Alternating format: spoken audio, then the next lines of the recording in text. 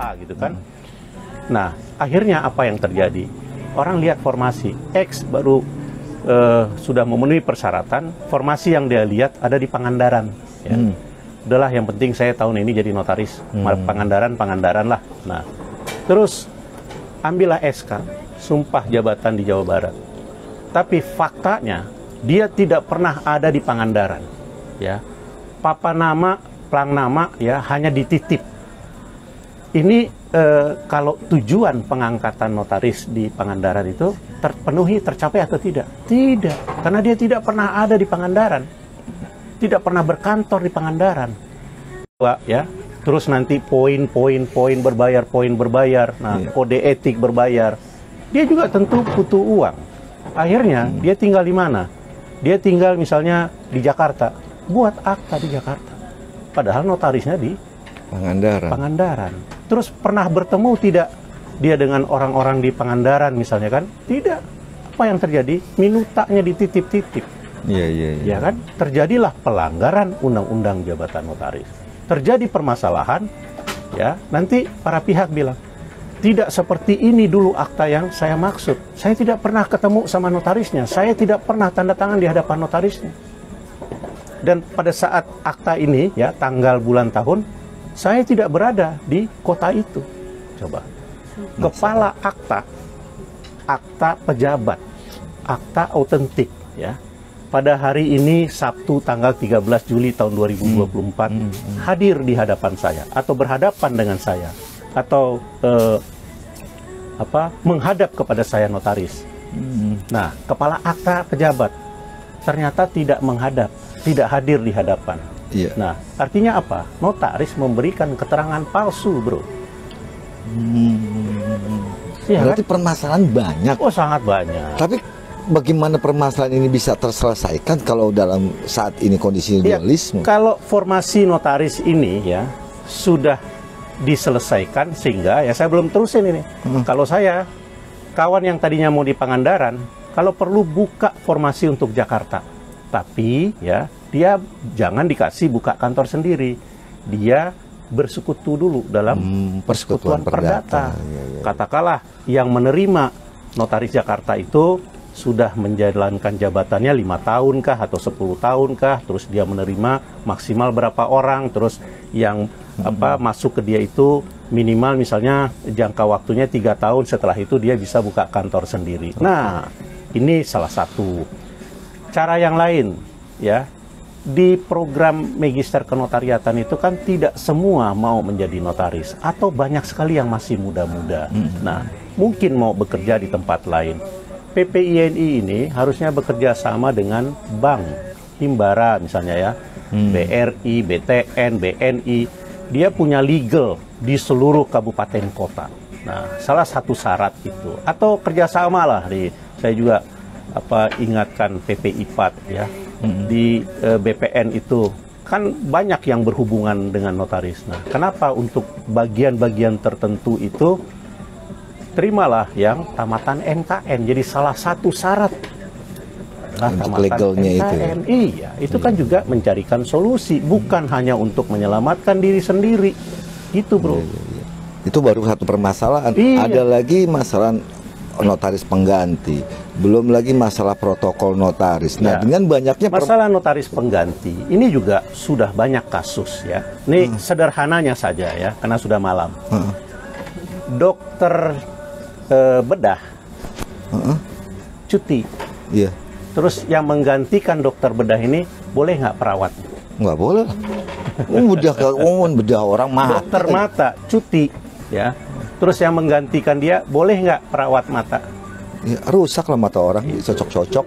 Ya kan? Nah, sekarang notaris pengganti itu karyawan notaris 2 tahun. 2 tahun ya.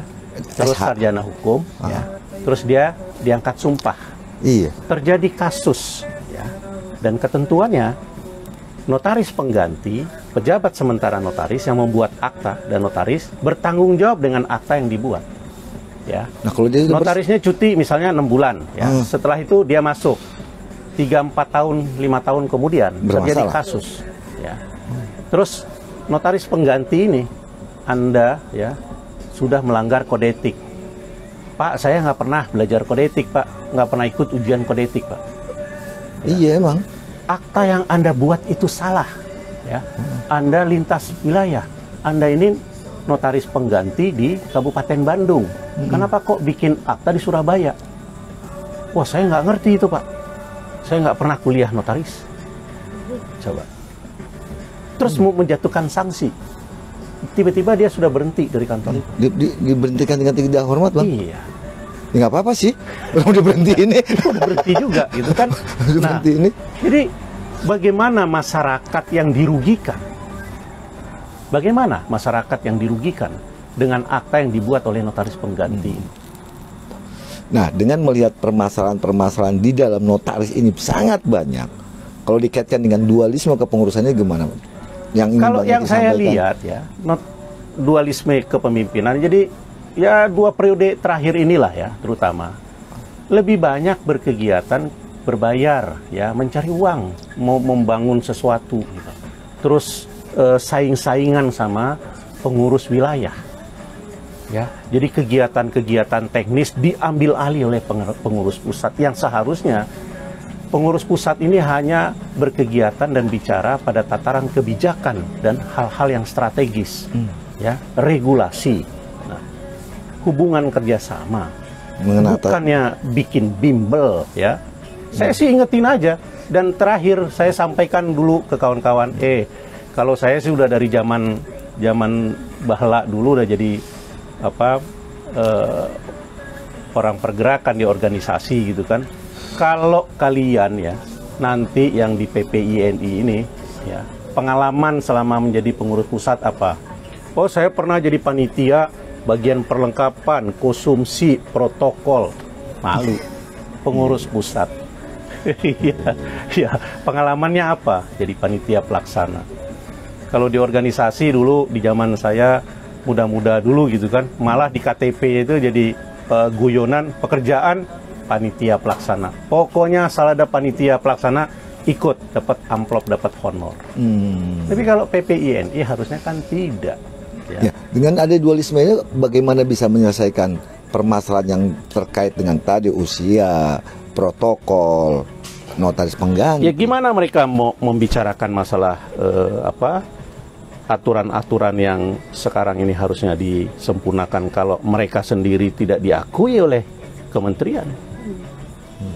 Gimana? Apa yang ingin Bang Eki sampaikan ke dualisme pengurus ini? Ya, kalau saya mohon sekarang ini, kalau yang di PP ini udah bebal. Ya, ini saya sebut aja udah bebal. Karena jangka waktu yang diberikan itu sudah terlalu lama. Dan mereka udah nggak peduli. Mereka masih memakai nama Ikatan Notaris Indonesia. Gitu loh, bro. Ya, masih memakai nama Ikatan Notaris Indonesia dengan kepentingan-kepentingan pribadi. Jadi saya berharap sekarang ya, kawan-kawan daerah pahami ini, lakukan antisipasi, perkuat kekompakan, persatuan. Terakhir, ada nggak solusi yang bisa dapat menyelesaikan ini? Ya, selain ketua-ketua Pengwil bersatu, ya, tanggalkan ikut PPINI yang mana, ya. Jadi ambil alih oleh para Pengwil-Pengwil, nah, dan deklarasikan pengambil alihan ini, persiapkan kongres luar biasa. Satu itu. Yang kedua, dorong Kementerian Hukum dan HAM untuk mengeluarkan Permenkumham sesuai dengan pasal 82 ayat 5 UUJ. Oke, Guru Sever, karena sudah terlalu malam dan tempatnya juga sudah mau tutup. Jadi mohon maaf sekali lagi Guru Sever, ada beberapa hal yang bisa Gros TV garis bawahi. Yang pertama, ketua Pengda, ketua Pengwil, ketua umum itu dipilih oleh anggota karena kekuasaan tertinggi ada di tangan anggota. Seperti itu Bang Eki ya. Ya.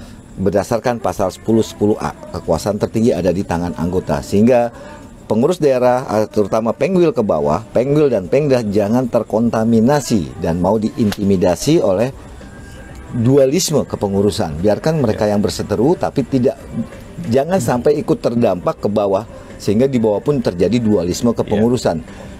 Karena akibatnya akan merugikan diri sendiri. Terutama para teman-teman di daerah yang satu rumah yang setiap saat pasti ketemu, ya kan, menjadi tidak nyaman di tempat daerah kerjanya. Seperti itu yang pertama. Yang kedua, permasalahan-permasalahan di notaris itu sangat banyak yang seharusnya menjadi pemikiran dari pengurus pusat.